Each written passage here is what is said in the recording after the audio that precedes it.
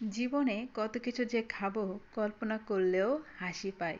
দেখেন এই ফলগুলো কিন্তু আমরা গ্রামের বাড়িতে গেলে অনায়াসে চোখে পড়বে, অনেক বাগানে অনেক আছে, কিন্তু এগুলো যে খাওয়া যায় আমরা কল্পনাই করি নাই।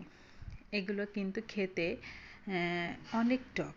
আমি ইউটিউবে সার্চ দিয়ে দেখছি এরকম ধরনের কিছু কিছু জিনিস ফাইজের বাবা বাজার থেকে কিনে নিয়ে আসে, মানে উদ্ঘাট জিনিস। সেগুলো আমি আবার ইউটিউবে সার্চ দিয়ে রান্না করে খাওয়াই।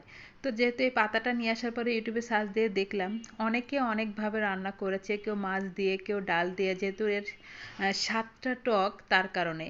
তো আমি মনে করলাম আচার বানালে হয়তো বেশি ভালো লাগবে, তো আমি আচার বানিয়ে ফেললাম। যেভাবে আমি সাধারণভাবে আচার বানাই একই সেমভাবে এটারও আচার বানিয়ে ফেলেছি।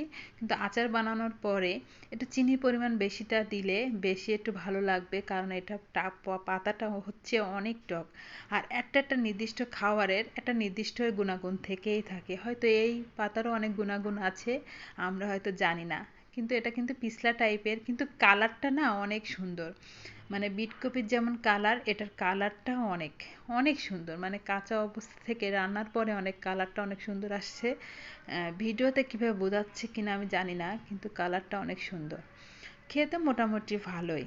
কিন্তু এর ফলের নাম কি বলেন তো? এর ফলের নাম হচ্ছে চুকাই ফল।